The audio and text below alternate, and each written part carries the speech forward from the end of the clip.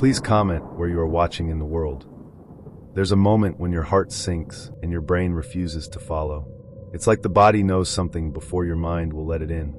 That happened to me at 7:06 p.m. in a booth by the window at Veretti's Italian Kitchen, in a suburb just outside of Providence. And it all started when Eli told me he had a surprise dinner planned. Eli Dayton was not the surprise dinner type. He was routine, almost to a fault: Monday morning workouts, Friday movie nights, Thai food on Wednesdays. Our relationship was safe. Not boring, just soft around the edges. Predictable in a comforting way. That's why I said yes when he picked me up that evening with a nervous little smile and said, "I want a night to be special." It didn't even cross my mind to wonder why he seemed pale. I just thought he was trying. We pulled into a quiet parking lot, tucked between an insurance office and an old video rental store turned vape lounge. The restaurant was small, warm lights glowing through sheer curtains, white tablecloths and soft jazz pouring from inside. I'd never been there before. I asked how he found it. He said, "Someone recommended it." The hostess smiled when she saw us. "Party of two?" Eli hesitated, then nodded. We were seated at a table against the wall, near a frosted glass divider. He kept checking his phone, fidgeting with the corner of the napkin. I tried to ignore it. Maybe he was nervous about a proposal or some big job news. I had no idea what was coming. The waiter brought water and menus. I asked Eli, "You okay?" He smiled, but his lips barely moved. "Just a lot on my mind." "Work?" He shook his head. "No, something personal." But he didn't elaborate. I didn't push. At 7:06 p.m., a small bell jingled as the front door opened. I glanced up, half expecting the waiter or another couple. Instead, I saw a woman walk in holding the hand of a little girl. Behind them, two boys trailed in, all under 10. Then came the man. Tall. Familiar. My stomach turned, because the man who walked in was Eli. I blinked, looked at the man sitting across from me. Still Eli. Still here. Still real. I looked back at the family by the host stand. The man turned, half smiling. And that's when it hit me. Not a twin. Not a doppelganger. The same man. My Eli. He froze when he saw me. So did the woman. She followed his gaze, her eyes landing on me like knives. The hostess said something, but I didn't hear it. Blood roared in my ears. My body went cold. Then hot. Then hollow. Eli, my Eli, stood up. Not the one by the door. The one at my table. He stood like he was walking toward his own funeral. I stood too. We both faced the front, face to face with his other life. The woman stepped forward. She didn't scream. She didn't cry. She simply asked, "Is this the one?" Eli didn't answer. I did. "Who are you?" She laughed. Not kindly.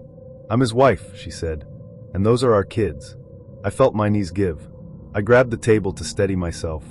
"Wife," I repeated like a ghost echoing through a canyon. Eli closed his eyes. "I was going to tell you," he said quietly. I laughed. Out loud. Ugly and loud. "In a restaurant?" He looked down. I didn't know how else. The staff was watching. Other diners turned their heads, pretending not to. The children were confused. The little girl clung to her mother's coat. One of the boys asked, "Who's that lady, Dad?" Eli's wife knelt down and whispered something to them, then stood and said to me, "You should leave." "No," I said, surprising even myself. "I think he should leave." She tilted her head. "Why?" "Because I didn't lie to anyone." Eli finally moved, walked toward her, then stopped, turned back to me. I didn't mean for it to go this far. That sentence, the last pathetic nail in the coffin. I grabbed my purse and walked past them all. Didn't run, didn't cry, just walked. Out the door, into the cold night. He followed me to the parking lot. "Wait, please. Just listen." I turned on him. "How long?" He didn't answer. "How long?" 3 years, he whispered. 3 years. That meant he had a double life longer than most people keep houseplants alive. "Did they know about me?" I asked. "No." "Did I meet your kids at the grocery store that one time?" He didn't answer. Because he knew. I didn't drive home. I drove to a motel 30 miles away. I sat in the bathtub, fully clothed, water rising to my waist, thinking about every moment that had felt real and wondering what he was doing during those hours he wasn't with me. I thought about the weekend trips he canceled, the last-minute business calls, the ring-shaped indent on his finger that never matched the story about an old injury. And I remembered the little girl's face. She had his eyes. The next day, I changed the locks, deleted every picture, blocked every number. I didn't give him a chance to explain, because there's no explanation for making someone an accessory to betrayal. He sent me a letter. 1 page. Typed. It said, "I loved you in my own way. I wish I could have made space for you without destroying what I already had. I'm sorry you found out like that. Maybe one day you'll understand." I didn't reply. I burned it in a ceramic bowl in the backyard, watched the ash scatter, and I hoped he was watching the wind carry it away. It's been a year.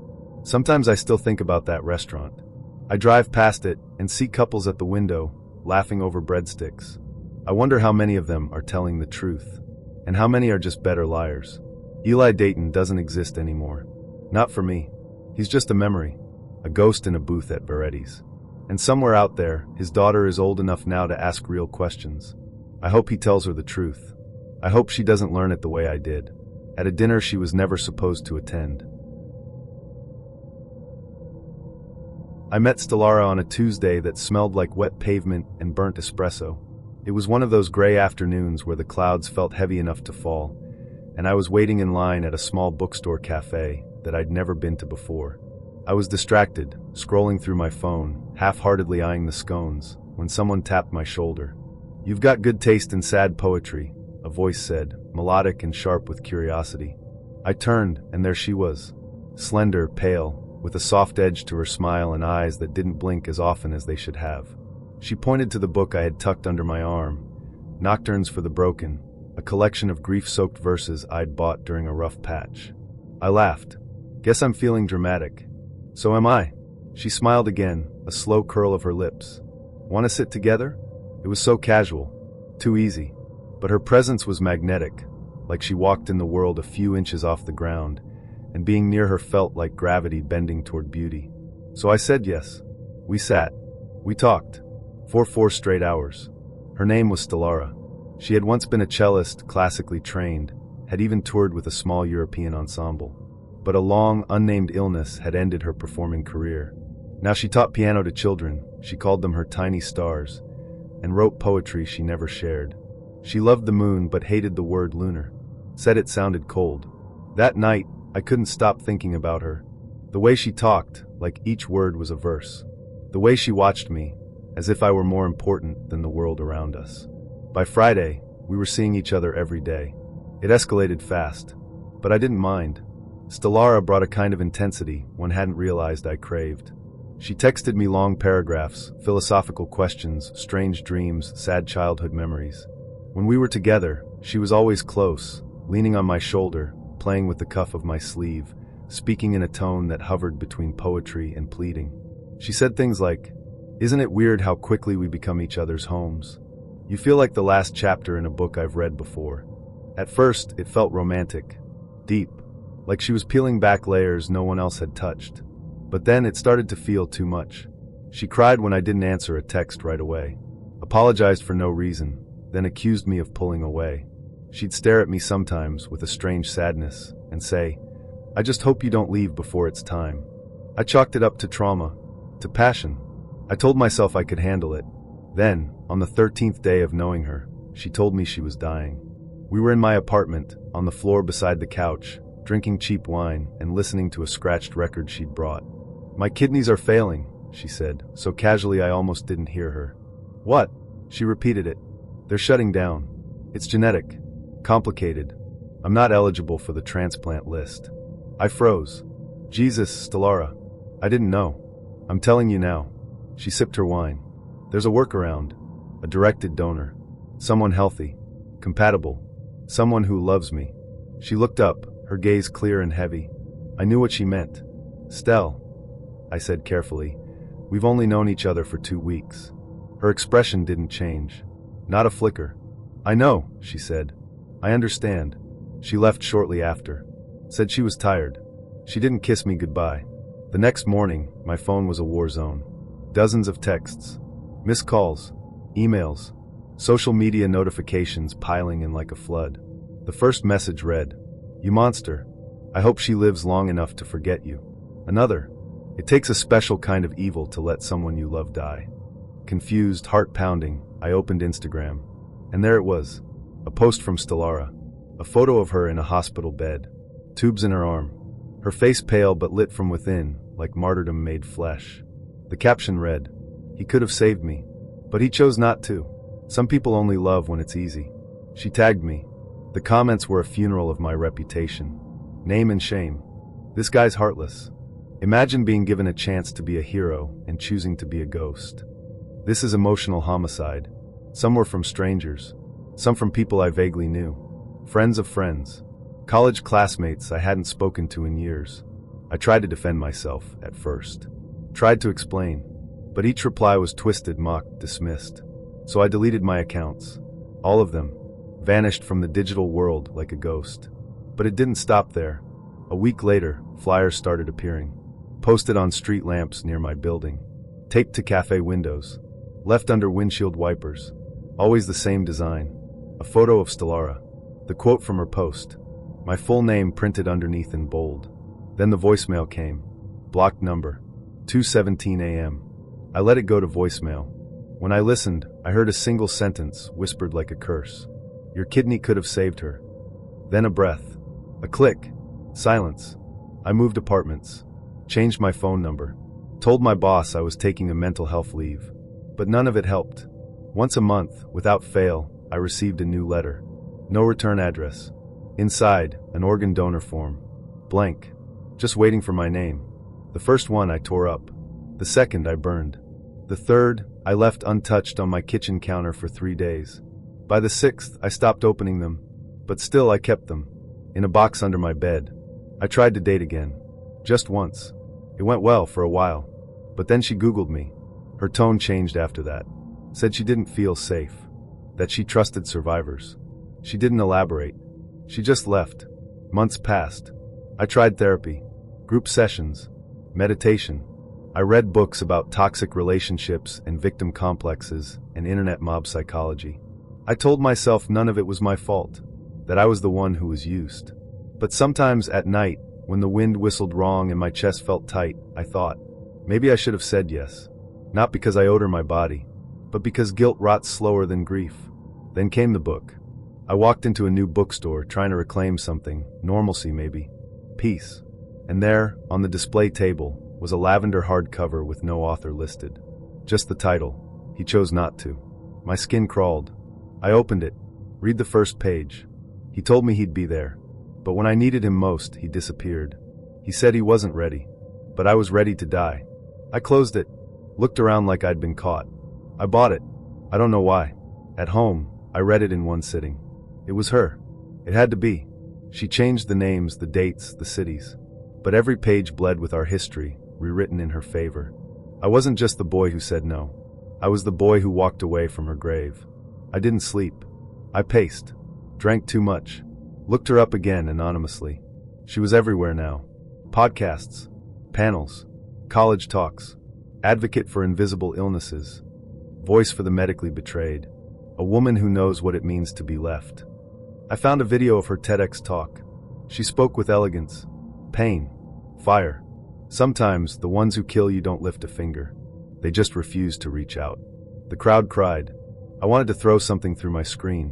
One night, a new voicemail came. This time, she spoke. Hey, it's been a while. Just wanted you to know. I'm okay. I've found alternatives.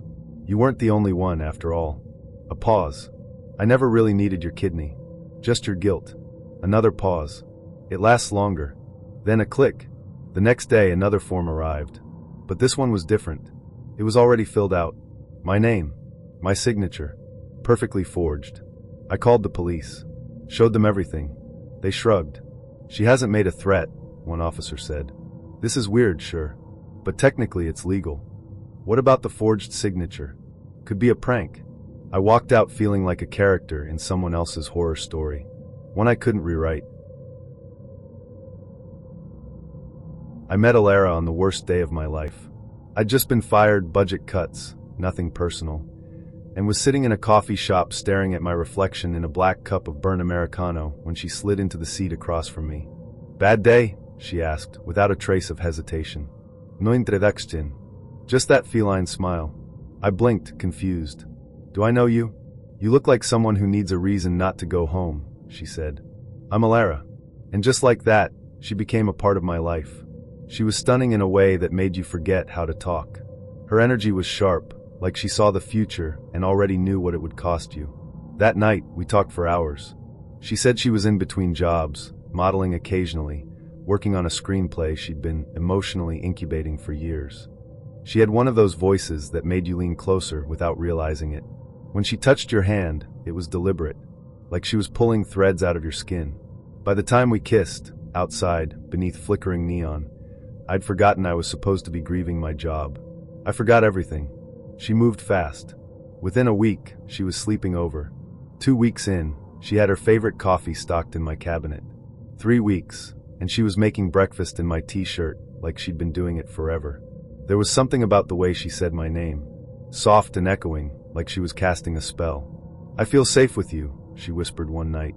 I felt like a savior. I mistook that feeling for love. It was around week 4 that she asked for money. We were sitting in bed, half watching a movie. She paused the screen and looked at me with a seriousness I hadn't seen before. I need help, she said. I sat up. My landlord's being a psycho. I'm short on rent this month. Just a few hundred. I blinked. I didn't even know you had your own place. She smiled. Yeah, I'm not there a lot. Too loud. But I still have to keep it. Just in case. I hesitated. She noticed. I'm good for it, she added quickly. I swear. Just need to float this month. I'm not really in a great spot financially, I said carefully. I just lost my job, remember? She looked hurt, but she didn't argue. Okay, she whispered. I understand. We didn't finish the movie. The next morning, she was gone. No note. No goodbye. I tried texting her. Calling. Nothing.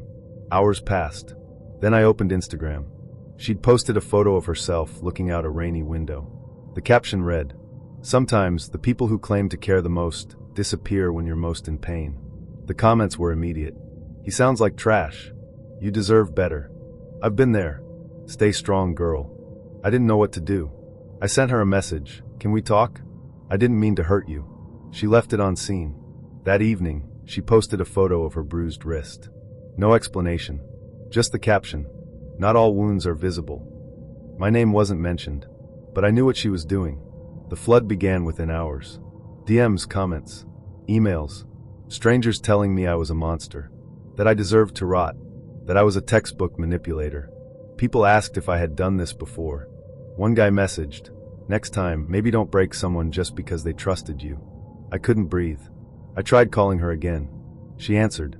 "You need to stop this," I said. "You're implying I didn't say anything," she said sweetly.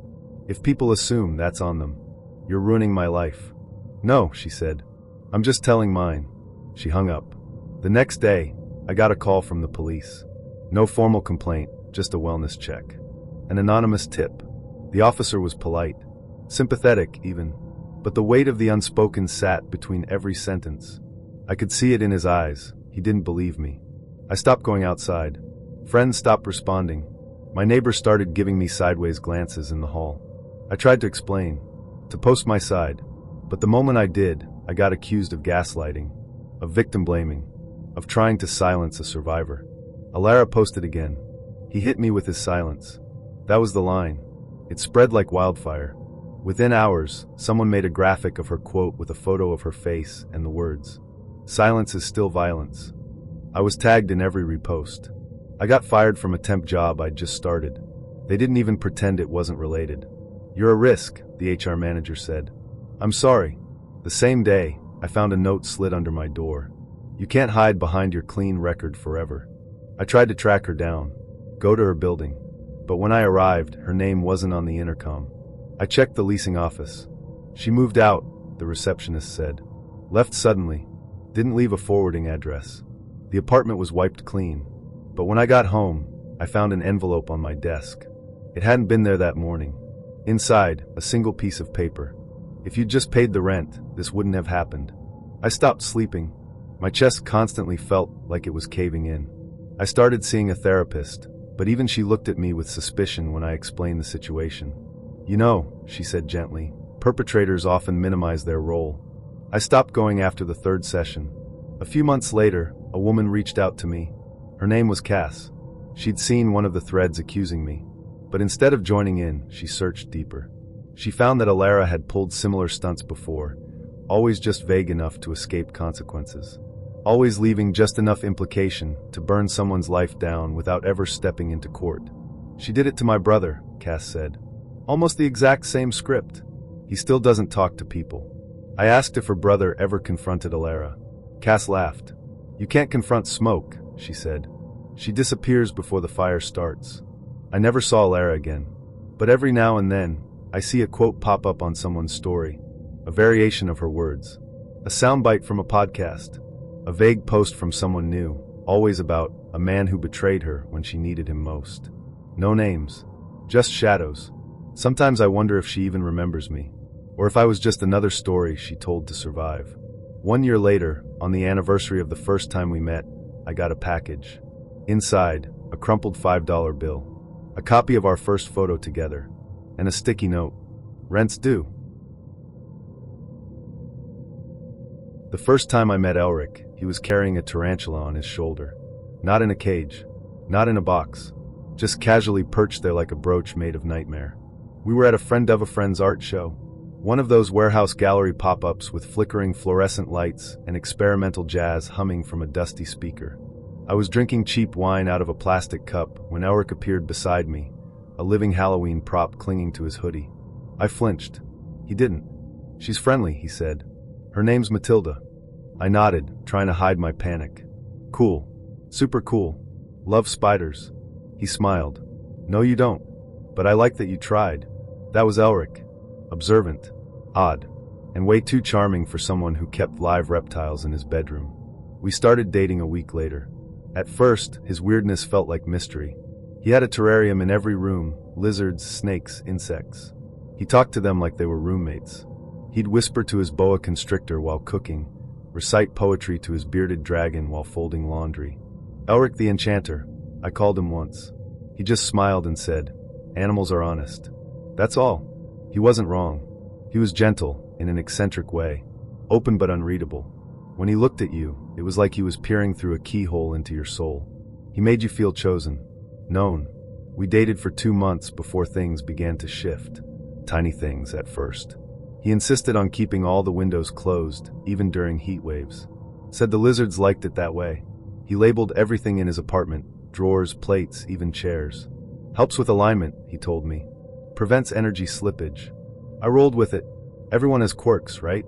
Then came the spider. It happened late one night. I'd stayed over. We were in bed watching some black and white horror flick from the 60s. Elric fell asleep, his head on my lap. I got up to grab water. I didn't see her. Matilda. She must have been crawling across the rug. I felt the crunch before I saw her. A horrible, delicate pop beneath my heel. I froze. Looked down. She wasn't squished completely, just broken. Still twitching. I screamed. Elric sat up instantly. What was that? I couldn't answer. Just pointed. He walked over, knelt beside what was left of Matilda. Picked her up with both hands like she was a child. He didn't scream. He didn't cry. He whispered she was 16. Then he looked at me. You'll have to bury her. I thought he was joking. He wasn't. He handed me a small shoebox lined with tissue paper and moss. Inside, Matilda, her legs carefully tucked, her body posed like she was sleeping. I already made it, he said, for when the time came. He led me out to the backyard behind his apartment. Gave me a tiny, ornate trowel. Told me where to dig. The hole had to be 5 inches deep. No more. No less. I did it. He read a eulogy. Quoted some poem about decay and the cycles of life. We stood in silence afterward for what felt like a full minute. He didn't hold me. He didn't thank me. He just said, Matilda was always afraid of being forgotten. You helped her pass with dignity. That night, I couldn't sleep. Things got stranger after the funeral. Elric's rules multiplied. He asked me to wear socks at all times indoors, said it disturbed the floor spirits otherwise. He reorganized his bookshelf so that all the spines faced the wall. They don't like being watched, he said. He made me sit in the same spot on the couch every time I visited. Told me the cushions were memory mapped and could sense disruption. I tried to laugh it off. Told myself he was just sensitive. Artistic, maybe grieving in his own way. But the house began to feel less like a home and more like a shrine. Then I found the second shoebox. It was a rainy Sunday. Elric was out running errands. I stayed behind to work on a freelance piece. Got cold. Went searching for a blanket in the hall closet. That's when I saw it. On the top shelf. Black ribbon tied around it, just like Matilda's. I pulled it down. Inside was empty, except for a name written on the lid. My name, in Elric's handwriting. I froze. Stared at it for a full minute, trying to make sense of it. Was it a joke? A gesture? Some kind of symbolic thing? When Elric came home, I asked him. He didn't deny it. Didn't smile. "It's for when you leave me," he said softly. "What?" "I prepare. That's all." I laughed nervously. "Elric, that's creepy. You can't make a coffin box for me just because we're dating." "It's not a coffin," he said. "It's a container. For memory. For grief. I don't like forgetting." I told him it made me uncomfortable. He just nodded. Most truth does. After that, the house began to close in around me. I found notes tucked in my bags. Inside my shoes. Tiny slips of paper with phrases like, "Please don't vanish. Some things shouldn't be left behind. Stay soft. Stay here." I stopped staying the night. He noticed. One evening, he invited me over for something special. I considered saying no, but guilt gnawed at me, so I said yes. He cooked dinner, beet pasta of course, blood red, and lit candles all over the apartment. No lights, just flames and shadows. Everything felt deliberate. He handed me a gift. Another shoebox. I hesitated, heart pounding. "Open it," he said. Inside was a glass orb. Inside the orb, suspended like a scene from a snow globe, a tiny model of me. Hair, clothes, expression, all accurate. It was too perfect, too detailed. "I made it," he said, "from memory. And hair." I dropped the box. He didn't flinch. "I don't want to be remembered like this," I said. He blinked slowly. "But it's how you are." I left that night. Didn't say goodbye. Changed my number 2 days later. But Elric didn't chase me. Not directly. Instead, I started receiving letters. Each one postmarked with no return address. The envelopes lined with pressed flowers. Inside, drawings. Me sleeping. Me crying. Me holding Matilda's box. He drew me like I was a saint in mourning. Each drawing was signed. E. Archivist of the Dead. I moved cities. New apartment. New friends. New job. But sometimes when I check my mailbox, I still find packages. Shoeboxes. Always empty. Always tied with black ribbon. I never open them anymore. I just know. Destina was the kind of person who made you feel lucky just for being near her. The first time I saw her, she was in line ahead of me at a food truck, balancing a phone on her shoulder, a coffee in one hand, and a tote bag sliding down her arm. She turned to me with this bright, exasperated grin and said, "If I drop dead, promise me you'll finish my falafel." I laughed. She winked. And somehow, 5 minutes later, we were eating together on the curb like old friends. By the end of that week, we'd had 3 more spontaneous meetups and 1 proper date. By the end of the second, I was falling. Destina was fire and velvet, charismatic, chaotic, and endlessly distracting. When she talked, she demanded the world's attention. She told stories like they were confessions. Her past was always just blurry enough to sound fascinating. She never asked for permission. She expected yes like the weather expects rain. And I gave them. All of them. At first. I planned her birthday dinner because she didn't believe in planning for herself. "It's more special when someone else cares," she'd said, twirling a piece of hair around her finger. "That way it means something." So I booked the table. A cozy little restaurant, intimate, fairy lights, candles on each table. I made the reservation for 6. She said that was perfect. Just close friends. I picked up the cake myself. Even got the flowers. Wore my best shirt. She was 35 minutes late. When she finally walked in, she wasn't alone. She wasn't even with 5 other people. She brought 17. 17 people. I counted. They flooded in like a wedding party. Loud. Laughing. Throwing their arms around her like they'd missed her for a decade. They took over half the restaurant. Tables were pulled together, chairs dragged across the floor, confused servers scrambling to adjust. I stood up, stunned, and Destina kissed me on the cheek. "You're amazing," she whispered, like I'd known all along. I didn't want to make a scene, so I smiled. I nodded at her friends, said hello, shook hands, sat down and let it all happen. They ordered everything. Wine, appetizers, a round of oysters, more wine, more plates.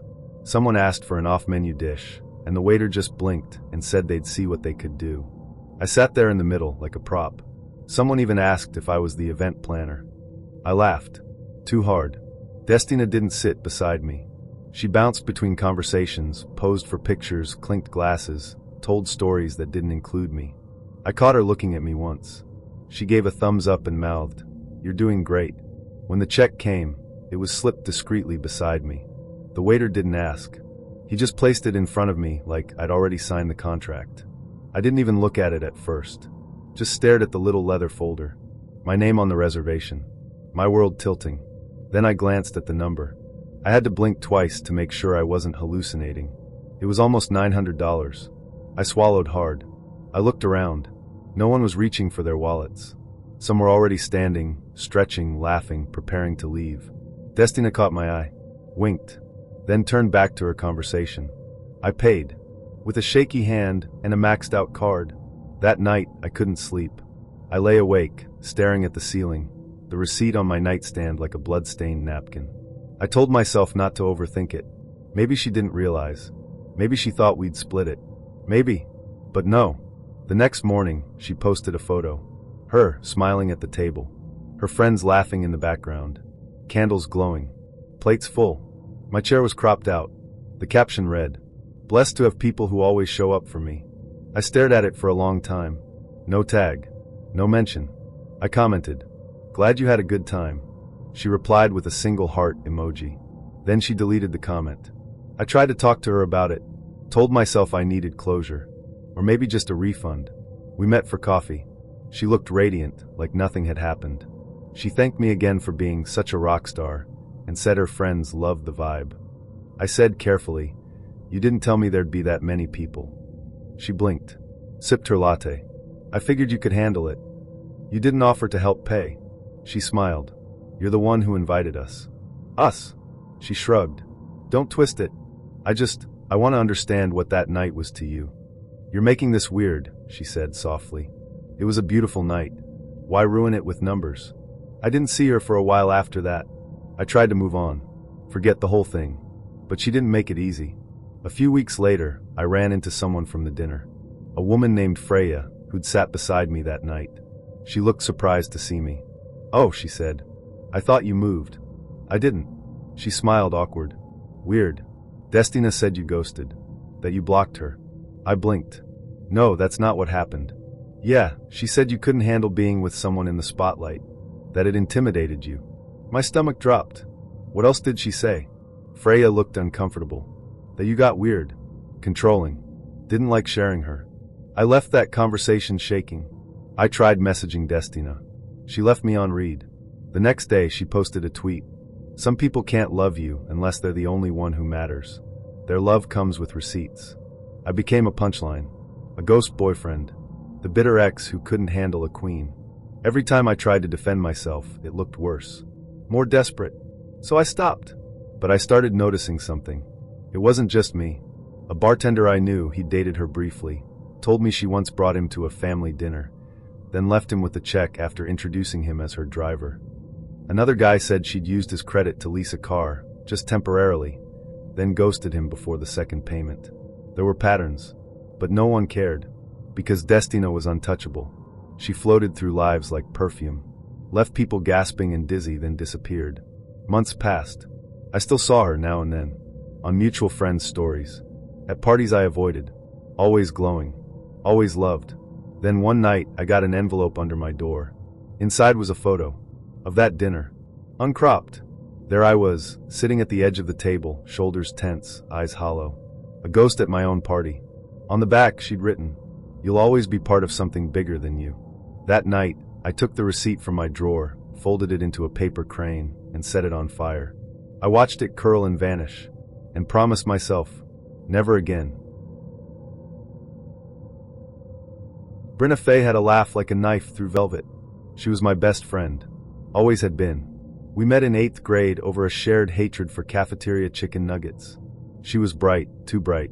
The kind of person who filled up rooms and shut people down with a glance. I was the quiet one, the sidekick, the shadow to her glittering sun. And I didn't mind. Not for a long time. We did everything together.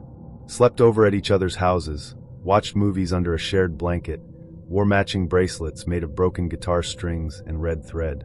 When I got my heart broken at 16, she said, "You don't need anyone. You have me." I believed her. Even when we drifted to different colleges, different cities, different timelines, I always thought we were safe. Untitled. Tyron was warmth in a denim jacket. I met him at a bookstore, of all places. He offered to help me reach a copy of The Bell Jar, which felt both ironic and intimate. We started dating a few weeks later. He was sweet, curious, always asking questions. He made playlists for every mood, drew tiny doodles on napkins, and slipped them into my coat pockets. With him, I felt whole. Naturally, I introduced him to Brenna. It was like watching two puzzle pieces snap into place. They got along too well, laughed a little too hard at each other's jokes, shared looks I didn't understand, but I told myself not to be paranoid. They were both flirty, both bold. I was just being sensitive. That was what Brenna always said about me. "You feel everything too loud," she'd whisper, like it was a compliment. The first real crack came on a random Thursday. Tyron left his phone on the couch while he showered. It buzzed once, twice, then kept going. I didn't mean to look. I didn't. But curiosity is a cruel little thing. The name on the screen said B. The messages. Thinking about last night. "You smell like autumn. Miss you already." Then a selfie. Brenna, wrapped in sheets. Hair wild. Smiling. I stared at it for a long time. Not because I didn't believe it, but because I did. I didn't scream. Didn't cry. Didn't throw the phone across the room. Instead, I waited. Waited for Tyron to step out of the shower, towel slung low, face glowing with steam. I asked him calmly, "Do you love her?" He blinked. "What?" "Brenna. Do you love her?" He sat on the bed, looked away. "She understands me better," he said quietly. That was it. That was the sentence. I left that night, packed a bag, ignored his calls, turned off my phone.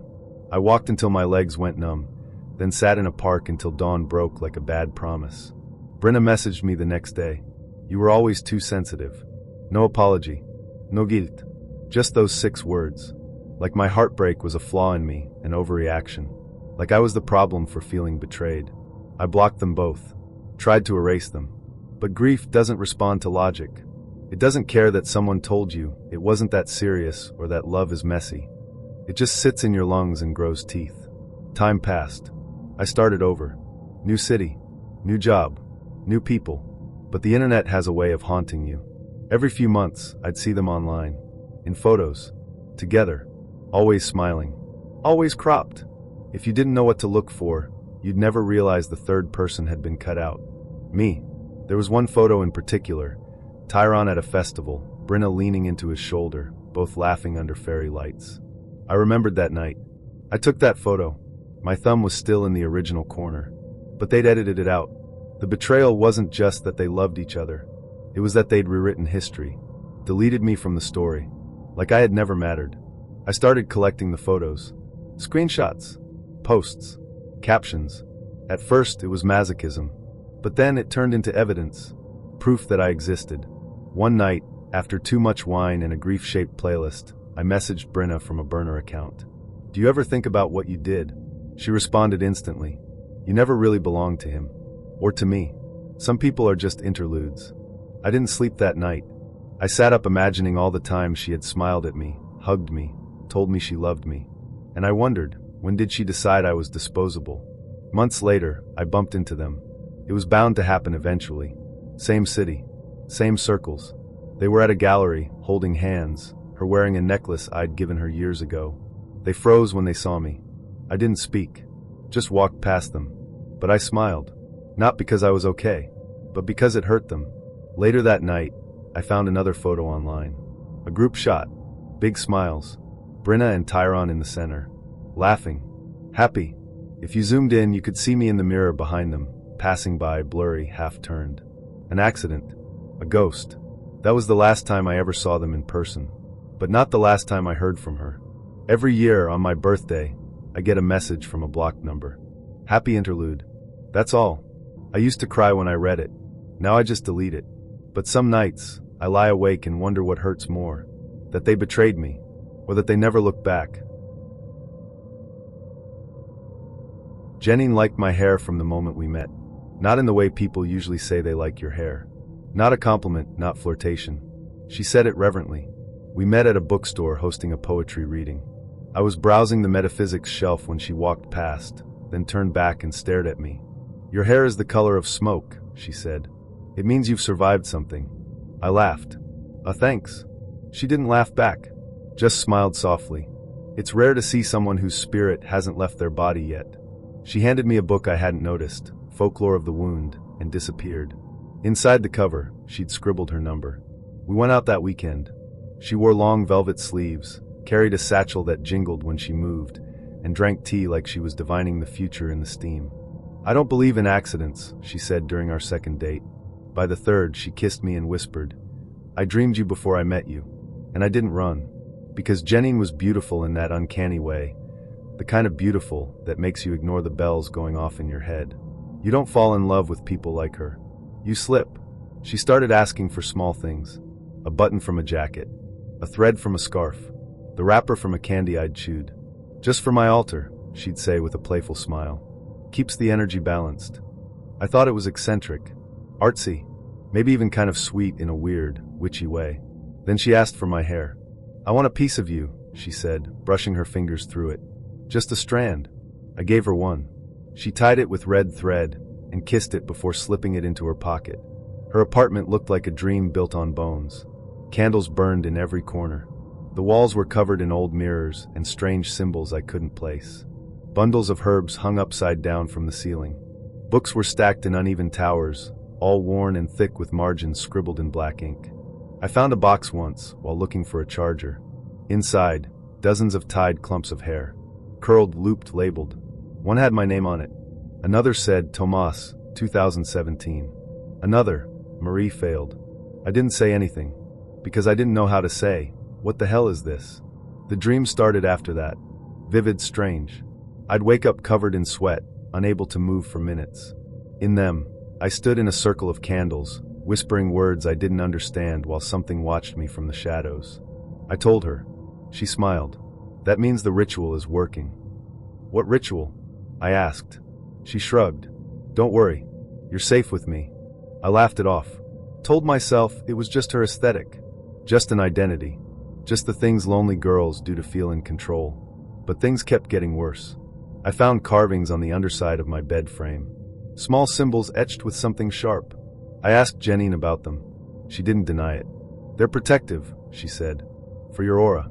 You carved them into my furniture without asking." "I love you," she said, as if that explained everything.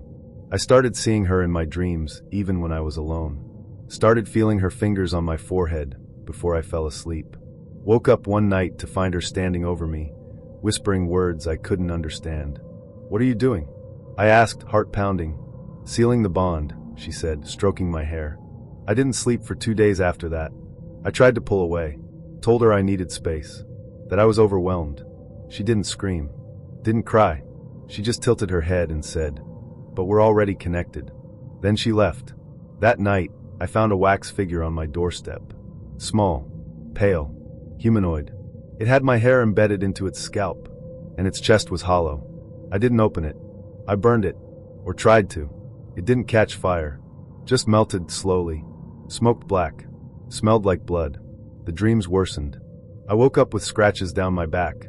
I checked the cameras. Nothing there. I started hearing whispers in the walls. Felt something shift in my apartment at 3:33 a.m. every night. Lights flickered. Candles I hadn't lit would burn out on their own.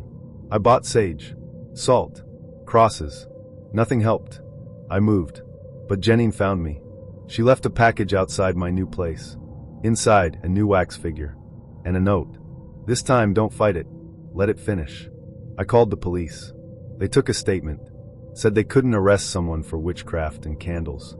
They told me to block her. I did. She sent letters instead. Then drawings. Of me. Surrounded by flames. Eyes missing. One drawing showed me sleeping, a hand hovering over my chest. The hand had Jenine's ring. I stopped going outside. Quit my job. Cut off friends.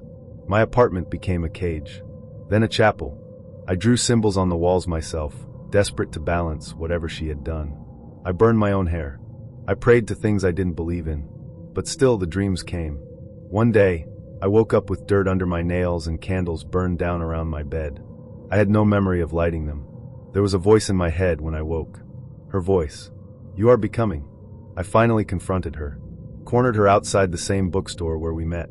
"You need to stop," I said. "I'm not yours. You don't get to do this." She just stared at me. "You gave me your hair," she said, almost sadly. "That means something."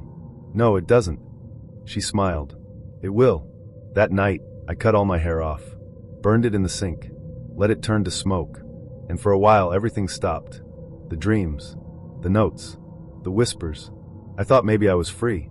Until this morning, I found a figure on my porch. Balt, eyes missing, heart open. Inside the chest was a tiny scrap of paper. On it, in her writing, "I don't need your hair anymore. You're already mine."